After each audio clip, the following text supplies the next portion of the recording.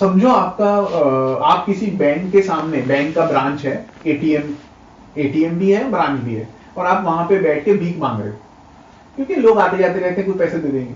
तो आते जाते कोई कोई दे रहा है, कोई नहीं दे रहा है, कोई अठन्नी डाल रहा है, कोई चवन्नी डाल रहा है, कोई 1 रुपया डाल रहा है, कोई 5 रुपए डाल रहा है, ऐसे चल रहा है, कॉइन्स ही आ रहे हैं, मतलब टन टन आवाज आ रही है, क्योंकि डालने वाले को मजा आता है ना, टन आवाज आई तो ऐसे आवाज आ रही है, तो आप बैठे हुए हो, भीख मांग रहे हो।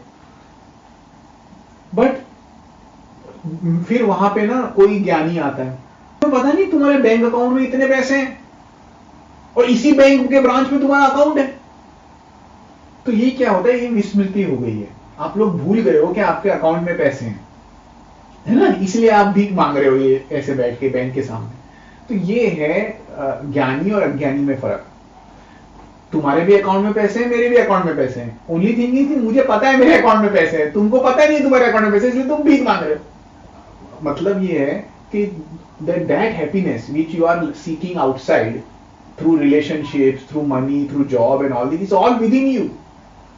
It's all there. It's like you are a billionaire and you are running around for a few pennies here and there. $1 मिल जाए, £1 मिल जाए, ₹1 मिल जाए. So that is what I am saying कि the normal person is like that. चाहे फिर वो अंबानी क्यों ना हो, they don't know what is that, उनके अंदर ही है सब कुछ, ये सब। I'm not saying कि बिजनेस मत करो, जॉब मत करो, I'm not talking about what you do. What you do outside is not important. वो उससे कोई मतलब नहीं है मेरा पॉइंट है कि तुम जो डिजायर लेके बाहर घूम रहे हो भिखारी की तरह कि ये मिल जाए वो मिल जाए, वो तुम्हारे अंदर है, isn't it? तो ये ज्ञानी और अज्ञानी में सिर्फ यही फर्क है।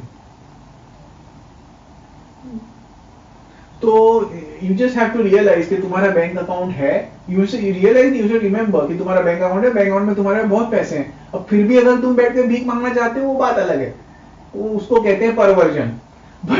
बट अगर तुमको पता है तुम्हारे पास पैसे, तो तुम क्यों वहां बैठोगे, भीख मांगोगे, धूप में बैठ रहे हो, लोग लात मार रहे हो, वो सड़क का कुत्ता आके सूसू कर रहा है तुम्हारे मैट्रेस पे, वो आसन के ऊपर, आसन मतलब जो भी कपड़ा रैक्स डाले हुए हैं, और ना बदबू आ रही है, लोग गाली दे रहे हैं, कोई थूक रहा है तुम्हारे ऊपर, ये सब चीज क्यों तुम सहन करोगे?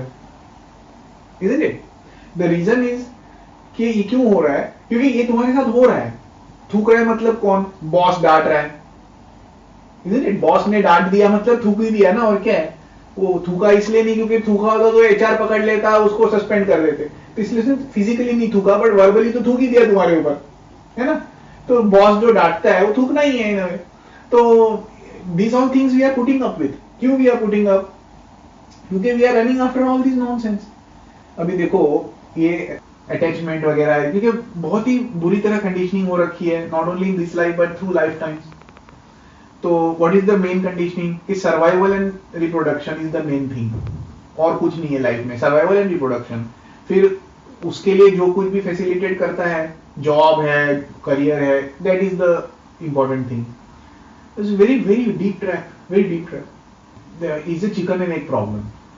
Chicken and egg problem क्या है कि जब तक वो भिखारी को समझ में नहीं आता कि मेरे बैंक अकाउंट है और मेरे बैंक में बहुत पैसे हैं, जब तक उसको वो स्मरण नहीं होगा, उसको रियलाइज नहीं होगा, तब तक वो भीख मांगना नहीं छोड़ेगा। और जब तक वो भीख मांगना नहीं छोड़ेगा तब तक उसको रियलाइज नहीं होने वाला कि बैंक में उसके पैसे हैं। क्योंकि भीख मांगना मतलब क्या है? अटैचमेंट है ना, मेरा जॉब, मेरा फैमिली, मेरे बच्चे, मेरा ये, मेरा वो, मेरे फादर, मेरे मदर, मेरा हाउस, मेरी प्रॉपर्टी, मेरा बैंक बैलेंस, ये है वो भीख मांगना। तो जब तक तुम इसमें रहोगे तब तक तुम्हें कैसे रियलाइज होगा? It's a chicken and egg problem. So which comes first? How to break this deadlock? तो इसके लिए हमें गुरु चाहिए, गुरु का गाइडेंस।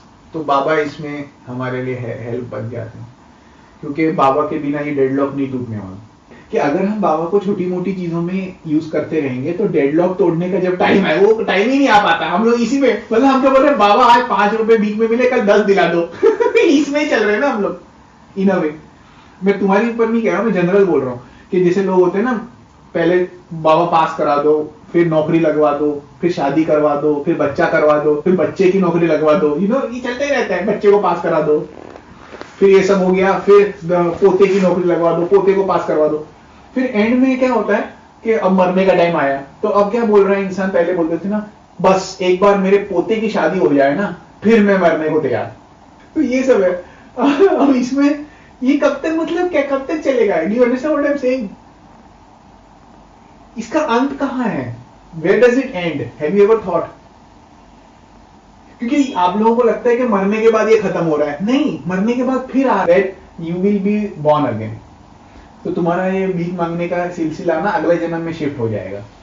तो ये चलता रहेगा चलता रहेगा चलता रहेगा, और चल ही रहा है ना, चल ही रहा है मतलब। But what I am trying to say is ये चलते ही रहेगा चलते ही रहेगा चलते ही रहेगा चलते ही रहेगा, इस ब्रांच के बाद उस ब्रांच में, फिर उस ब्रांच में, फिर उस ब्रांच में, जब जाके भीख मांग रहे and all the time all you have to do is turn inwards, है ना, just turn around and see the bank is yours. So this is from the happiness point of view. Now, if we think from Baba's context, how to understand this in Baba's context, the same thing applies. That we are looking for Baba out there, but he is actually in here, within us.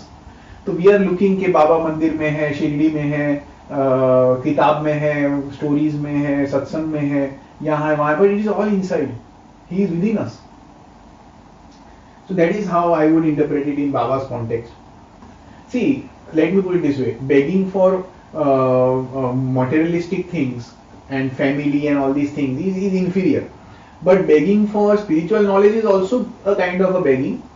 But it is at least something which takes you closer to Baba, so you are more likely to drop your begging. You know, it basically helps you in understanding the reality.